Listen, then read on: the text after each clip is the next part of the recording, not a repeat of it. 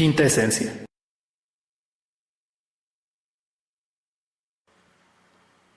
Frankenstein o el moderno Prometeo de Mary Shelley.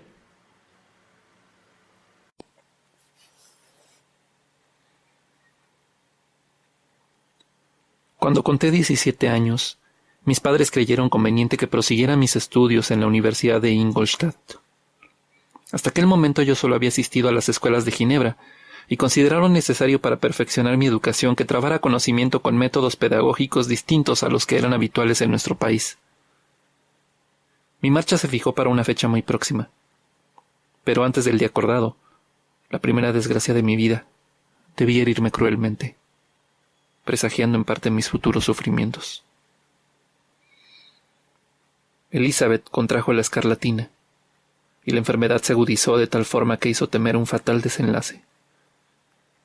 Habíamos tratado de convencer a mi madre para que no se aproximara al lecho de la enferma, y ella había accedido en principio a nuestros ruegos. Pero cuando supo que la existencia de su pequeña y querida hija corría peligro, no pudo soportar la angustia. Quiso atenderla con sus propias manos, y gracias a sus cuidados la enfermedad fue vencida. Elizabeth se había salvado, pero la devoción que mi madre demostró le fue fatal. Cayó enferma a su vez. La fiebre era acompañada de síntomas alarmantes, y era suficiente con mirar el rostro de quienes la cuidaban para comprender que debía guardarse lo peor.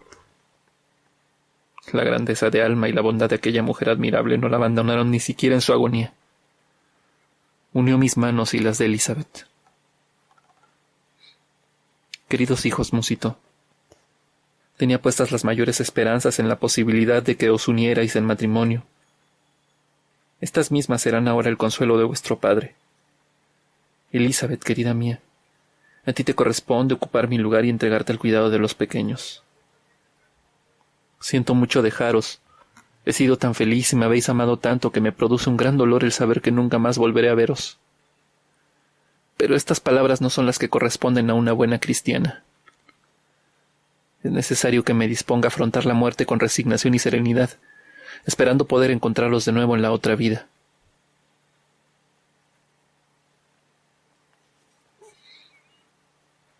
Expiró dulcemente. Aún en la muerte, su rostro exteriorizaba el amor que nos había profesado. Es inútil que trate de describir los sentimientos que atormentan a quienes ven así destrozados por la más irreversible de las tragedias, los lazos que les son más queridos. Es sin duda muy largo el tiempo que debe transcurrir antes de que uno pueda hacerse con resignación a la idea de que nunca más volverá a ver al ser querido que día y noche había tenido a su lado, y cuya vida parecía formar parte de la propia. Aceptar que el fulgor de sus amados ojos se ha oscurecido para siempre, y que su voz, tan familiar y tan dulce, nunca más podrá ser oída.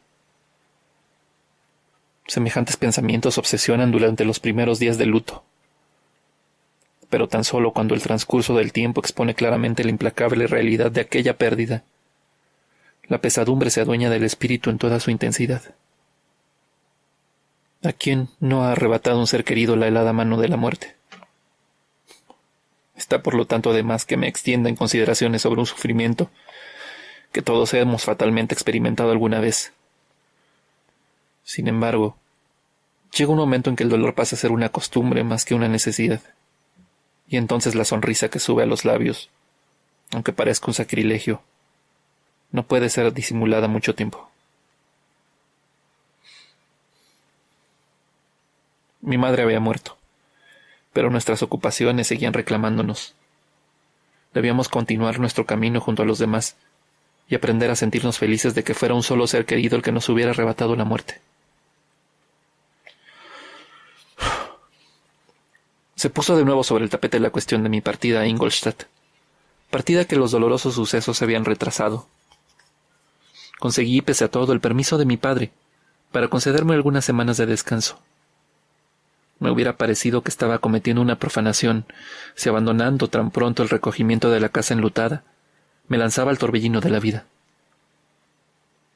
El pesar era algo nuevo para mí, pero esto no lo hacía más fácilmente soportable. No estaba dispuesto de ninguna manera a alejar con tanta rapidez a aquellos seres queridos que todavía me quedaban. Y sobre todo, no deseaba abandonar a mi dulce Elizabeth antes de que su dolor se hubiera mitigado un poco. De hecho, ella se esforzaba en ocultar sus sentimientos e intentaba asumir para con nosotros el papel de consoladora. Afrontaba valerosamente la situación y aceptaba con celo y grandeza de alma los deberes que ésta le imponía. Se consagró en cuerpo y alma a quienes llamaba tío y primos.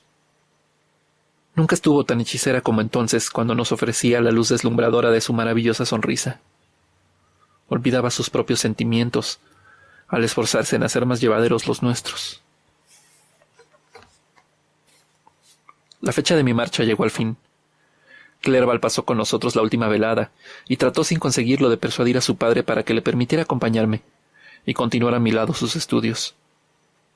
Su progenitor era un negociante de muy estrecho espíritu, y no veía en los anhelos y ambiciones de su hijo más que ociosidad y miseria. Henry experimentaba en lo más hondo la desgracia de ser privado de una educación liberal. No hablaba muy a menudo de ello, pero cuando lo hacía yo podía leer en sus ojos la firme decisión de no dejarse encadenar a la rutina miserable de un comercio. Permanecimos juntos hasta muy tarde sin osar alejarnos el uno del otro, ni pronunciar la palabra adiós. Sin embargo, era preciso decidirse, y nos retiramos con la excusa de descansar convenientemente, creyendo cada uno de nosotros que liberaba así a los demás de una penosa carga. Pero cuando al alba bajé para tomar el coche que debía llevarme a Ingolstadt, todos estaban allí. Mi padre para bendecirme, Clerval para estrechar mi mano por última vez, y mi Elizabeth para repetir sus recomendaciones de que escribiera a menudo, y para prodigar de nuevo la dulzura de su presencia femenina a su camarada y compañero de juegos. Me dejé caer sobre el asiento del vehículo, y mientras me iba alejando hacia mi nuevo destino, me entregué a los más melancólicos pensamientos. Ahora estaba solo. Yo, que siempre había vivido rodeado por amigos llenos de ternura, cuya principal preocupación era procurar a quienes estaban a su lado la mayor alegría posible. En la universidad tendría que crearme yo mismo los amigos y cuidar de mi propia protección. Hasta aquel instante mi vida, esencialmente familiar, había sido maravillosamente ordenada y esto me hacía experimentar una invencible repugnancia hacia una nueva existencia. Adoraba a mis hermanos, a Elizabeth y a Clerval. Sus rostros me resultaban familiares y me consideraba absolutamente incapaz de acostumbrarme a la compañía de extraños. Estas eran las reflexiones que me asaltaban al comienzo de mi viaje. Pero a medida que iba alejándome del hogar paterno, mis imaginaciones tomaron un carácter menos lúgubre, y recobré mi esperanza. Deseaba ardientemente adquirir nuevos conocimientos. Me había repetido a menudo que sería lamentable permanecer toda mi juventud encerrado en el mismo lugar, y aspiraba a descubrir el mundo y a conquistar un sitio en la sociedad. Ahora mis deseos se estaban llevando a cabo, y resultaría inconsecuente lamentarme por ello. Tuve mucho tiempo para pensar en todas estas cosas, y en muchas más, durante el largo y fatigoso camino. Pude ver, por fin, el alto campanario blanco de la iglesia de Ingolstadt, y al llegar a mi destino, descendí del carruaje y fui conducido a mi solitaria habitación con el fin de que pasara allí la noche. A la mañana siguiente, envié mis cartas de recomendación y visité a los principales profesores. El azar, quizá sería mejor decir una influencia maléfica, el ángel de la destrucción que me hizo sentir su poder omnipotente desde que a pesar mío abandoné el techo familiar, me condujo en primer lugar al señor Krempe, profesor de filosofía natural. Era un individuo de modales groseros, pero gran conocedor de los secretos de su ciencia.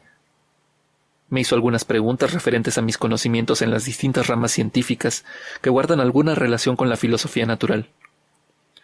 Respondí con indiferencia, y desdeñosamente cité los nombres de mis alquimistas como el de los principales autores cuyas obras había estudiado.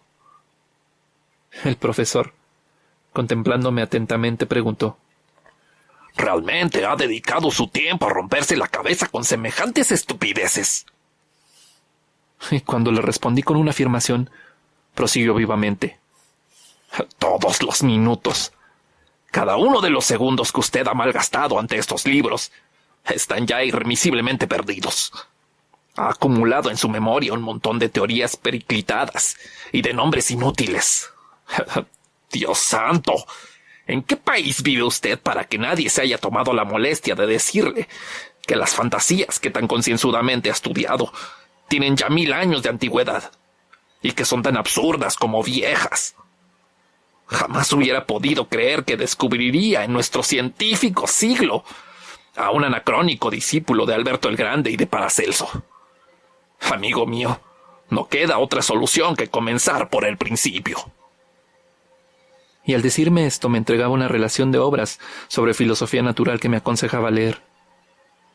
Luego me despidió, no sin haberme anunciado que a principios de la siguiente semana daría una serie de conferencias sobre filosofía natural, examinada desde sus más diversos aspectos, y que uno de sus colegas, el señor Waldman, hablaría a su vez de química, alternando sus respectivas disertaciones.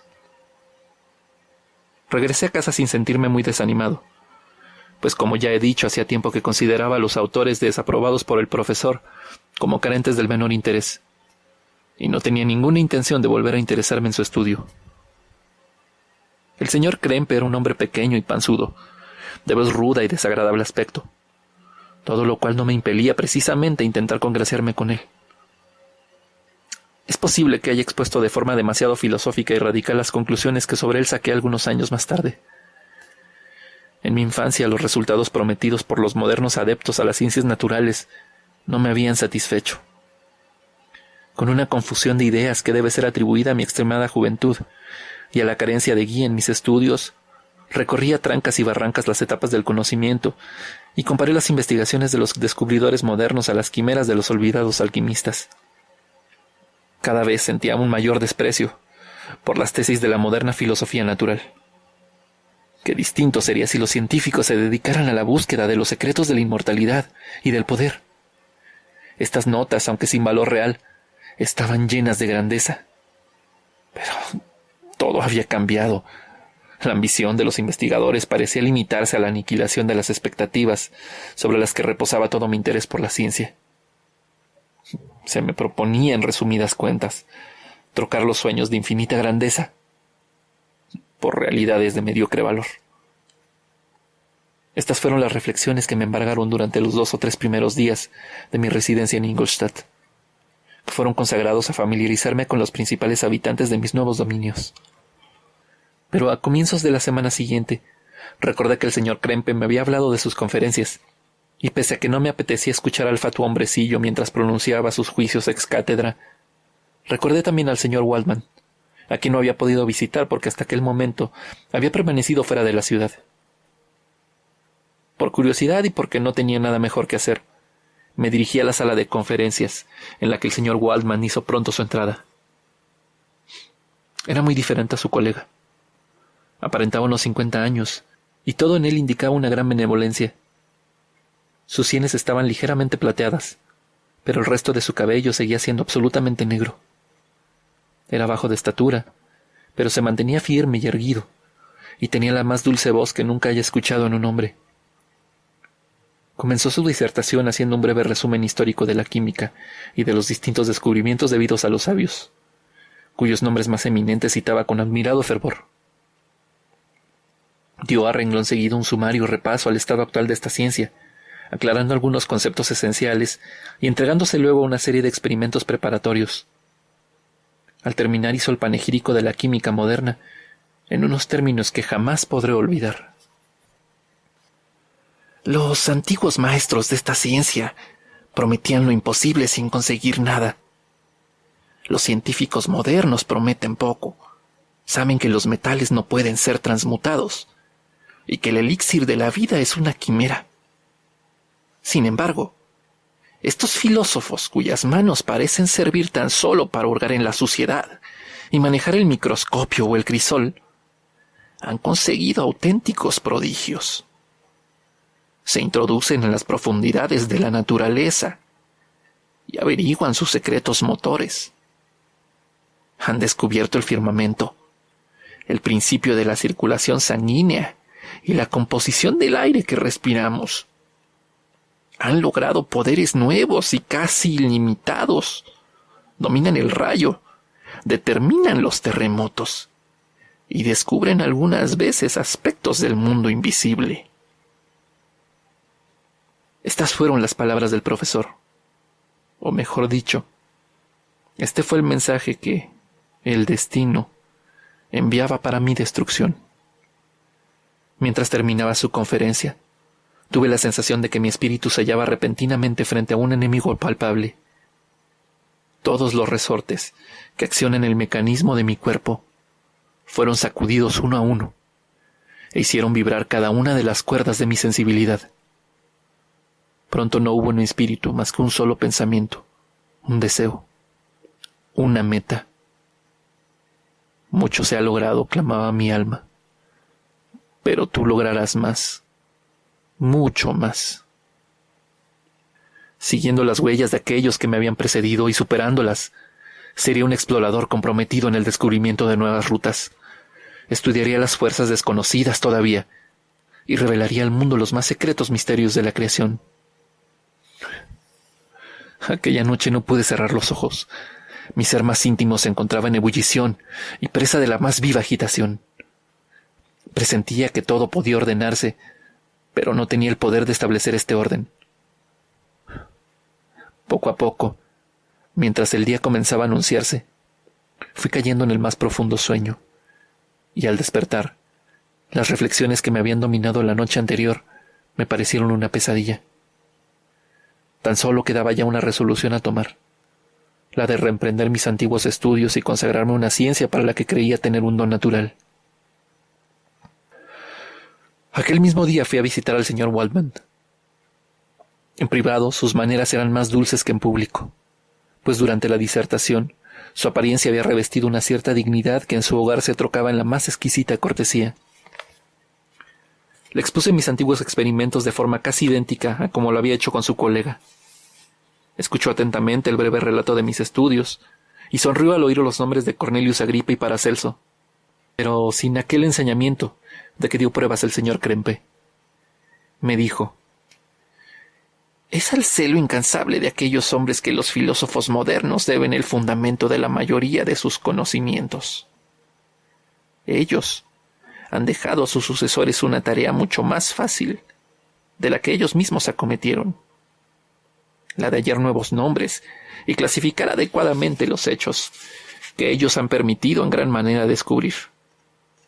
El trabajo de los hombres geniales, aun si se encamina en dirección equivocada, se revela siempre a fin de cuentas como benéfico al género humano». Escuché estas palabras que fueron pronunciadas sin presunción ni engolamiento, diciéndole luego que su charla había sido la responsable de mi inclinación hacia los químicos modernos. Me expliqué en términos muy cuidados, con la modestia y la deferencia que un joven debe a su educador, sin dejar entrever el entusiasmo que sentía ante el panorama de mis futuros trabajos, pues me hubiera dolido mostrarle mi inexperiencia en la vida. Solicité su consejo sobre los libros que debería leer. «Me siento feliz de haber conseguido un discípulo. Si su aplicación está de acuerdo con su capacidad, no dudo en absoluto de su éxito. La química es la parte de la filosofía en la que se han obtenido y pueden lograrse todavía mayores progresos. Es por esta razón que yo la escogí para dirigir a ella mis esfuerzos. Sin embargo, no pueden olvidarse las otras ramas de la ciencia. Un hombre sería un pobre químico si se limitara tan solo a esta porción de los conocimientos humanos. Si desea usted convertirse en un auténtico hombre de ciencia, y no en un simple experimentador, mi consejo es que se consagre a todas las ramas de la filosofía natural, comprendidas naturalmente las matemáticas». Me mostró de inmediato su laboratorio, diciéndome al mismo tiempo aquello que yo debería procurarme.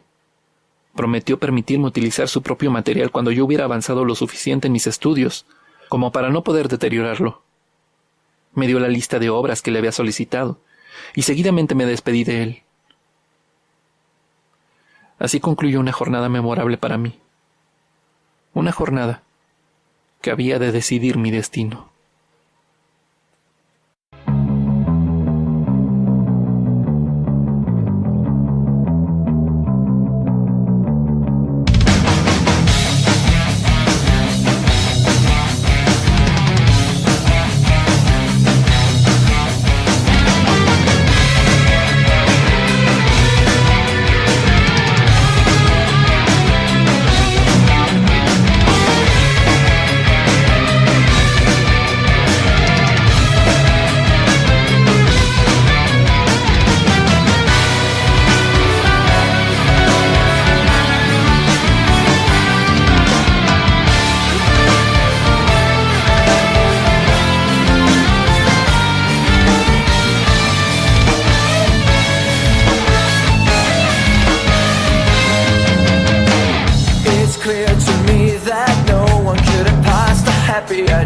better than myself.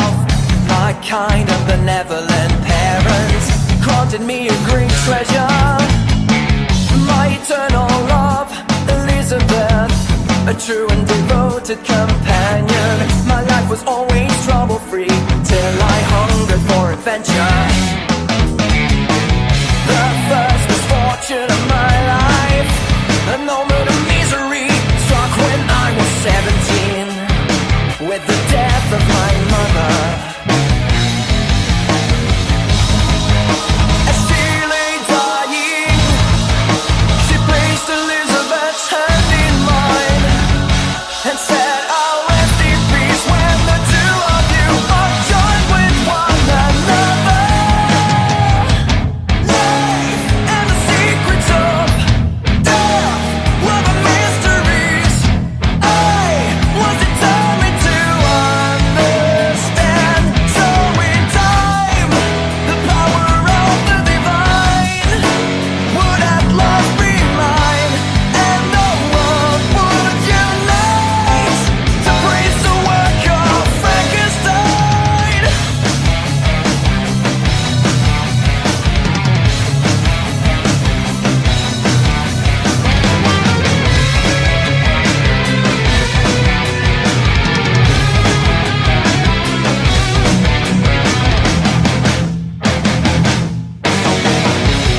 I was a gifted child, and I left Geneva to study overseas. With the loss of my mother fresh in my mind, a vision soon possessed me. It was the secrets of heaven and earth that I desired to learn. But to liberate the spark of life from obscurity, we must examine death. I observed decay and degradation in the human frame. Witness how the world inherits the wonders of the eyes and brain. As I beheld the corruption of the bodies of men, from the midst of the darkness, a sudden light broke in upon me, and the answer was mine. I can see in your eyes, you expect me to share the epiphany, but that cannot be. The secret dies with me. I will not let you walk in the footsteps that only lead to tragedy.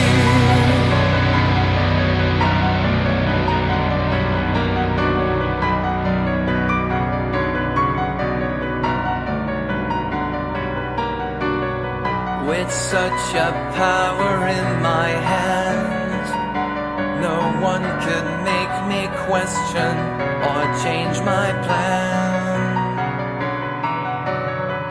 I had no doubt in my ability to construct a being glorious as man, the creation of a creature like myself, breathing life into a species of my own design, was the dream that drove me forward, and the vision that blurred the line between right and wrong.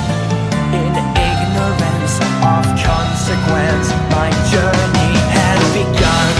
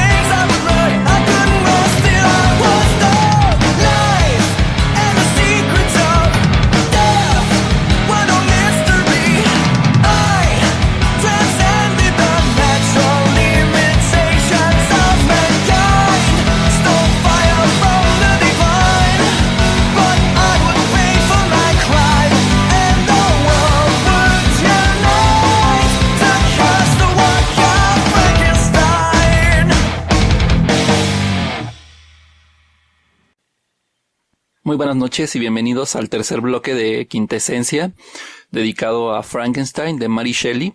En este bloque que estamos descubriendo cómo Víctor Frankenstein fue adquiriendo los conocimientos y modificando su conducta hasta convertirse en el creador de un monstruo, y conociendo un aspecto humano del Dr. Frankenstein que normalmente en los acercamientos que tenemos mediante el cine o mediante algunas otras referencias no lo tenemos tan presente y tan vivo. Pero antes de entrar en materia, lo que escuchamos como música fue algo de un compositor muy interesante de Inglaterra que se llama Richard Campbell. Esta canción es parte de todo un trabajo musical que hizo. Él armó un disco conceptual que tiene que ver justamente con todo el mito de Frankenstein, con todo el libro de Frankenstein. Y es un artista multidisciplinario, más que un artista multidisciplinario, es un músico completo, es un multiinstrumentista, que todos los instrumentos que ustedes están oyendo en esta grabación son grabados por él. Su nombre es Richard Campbell, y como les comento, él lo que hizo en este proyecto fue grabar todos los instrumentos él mismo, y únicamente tiene como invitados a ciertos vocalistas que hacen las voces de los personajes. En esta música que escuchamos, en esta canción que escuchamos, el vocalista hace de Víctor Frankenstein, pero también hay en otras canciones dentro de este disco hay un vocalista invitado que hace la voz de la criatura, tiene otro vocalista invitado que hace la voz de Robert Walton y una vocalista más que hace las voces de Elizabeth Lavenza. Creo que vale la pena que lo busquen. Está el material íntegro en YouTube por si les gusta este tipo de música y si les gustó esta canción, que es una canción larga, es una canción de más de 7 minutos, pero creo que vale la pena. Y el tema se llama El Moderno Prometeo y el artista se llama Richard Campbell. Y de lo que les quiero platicar esta vez, aprovechando este fragmento que les leí, es de la idea de destino. En alguno de los momentos cuando revisamos Drácula les hablé de las características que tiene la novela romántica y que tuvo el romanticismo como movimiento literario. Hay una en particular en la que creo que no profundicé o no sé si la mencioné, que tiene que ver con que los románticos volteaban mucho a ver el pasado. Tenían una concepción como muy idílica de las culturas antiguas y de lo que sucedía, digamos que en otras latitudes, ¿no? Volteaban muy frecuentemente a ver de una forma idílica lo que pasaba en Medio Oriente, lo que pasaba en Lejano Oriente, pero vinculaban también mucho su pasado como de forma muy heroica. Estaban muy relacionados con lo que tenía que ver con la cultura griega. Idealizaban mucho lo que tenía que ver con la cultura griega. Y buena parte del libro de Frankenstein tiene muchos coqueteos con una parte de la literatura griega que es la tragedia. Dentro de la tragedia griega existe mucho esta noción de el destino trágico, valga la redundancia. O sea, hay una suerte de idea de fatalidad, de que hay un destino ya trazado, de que ya la historia está trazada previamente, pero construida a partir de las decisiones de nuestros antepasados, ¿no? Es decir, que si en algún momento del pasado alguien se equivocó tomando sus decisiones, esto repercute a la siguiente generación, a la siguiente generación y a la siguiente generación. Es una especie de maldición. En español como que no hay muy clara una palabra para describir esta noción. En inglés yo creo que sería como la palabra fate. Y lo más cercano que se me ocurre para encontrar una palabra en español sería fatalidad, que es un poquito más larga, pero esa es la noción de destino que tenían los griegos. Una decisión mal tomada podía acarrear una especie de fatalidad para toda una cadena de descendencia, ¿no? Y era muy difícil cortar con esto. Y si se fijan en el relato, en lo que vamos a estar viendo en los próximos bloques de parte de Víctor Frankenstein, va a estar mencionando recurrentemente esta idea de que hay como un ente superior que lo está conduciendo y que lo está condicionando a tomar esta mala decisión, ¿no? Hay como por una parte hay unos ciertos intentos de avisarle de que no continúes por esta línea porque la vas a regar todo el tepache, pero también esta noción de fatalidad, de que él no puede detenerse, ¿no? Es como si ya estuviera predestinado a caer en esta tentación de seguir adelante en esta búsqueda incesante de conseguir dar vida a un ser inanimado. Si lo vinculamos esto con lo que habíamos comentado del moderno Prometeo y el mito de Prometeo, pues empieza a hacer como todo sentido el nombre, ¿no? A final de cuentas, Prometeo es un titán rebelde que se revela a las instrucciones del dios máximo, que era Zeus, y por esta parte, lo que les había comentado, ¿no? Que tenemos a Víctor Frankenstein un poquito jugando a ser Dios, a rebelándose ante las potencias. Vamos a darle un poquito más de vuelo a esta idea en el siguiente bloque. También en los siguientes bloques estaremos otra vez retomando un poquito de estas características de la literatura romántica, porque hay una en particular que se manifiesta a lo largo de toda la novela y que les va a permitir enriquecer mucho la lectura que ustedes hagan de manera independiente. No se las voy a adelantar. Por lo pronto hasta aquí voy a dejar el bloque. Yo les recomiendo mucho buscar este material de Richard Campbell. De hecho, como les comentaba, está todo este material en YouTube y está cargado como lista de reproducciones. Es que no hay como mucha dificultad para encontrarlo, y ya saben que como siempre yo les voy a dejar colgado el video que utilicé como marco para rescatar la música que les estoy compartiendo a la hora de grabar este audio. Una vez más les ofrezco un poquito de disculpas con la logística, que sigue estando complicada. Viene la parte más interesante del libro, viene donde se va a poner verdaderamente viene a reforzarse toda la tensión dramática, así que espero que estén al pendiente. Como siempre les recuerdo mi nombre, que es Sergio Puga.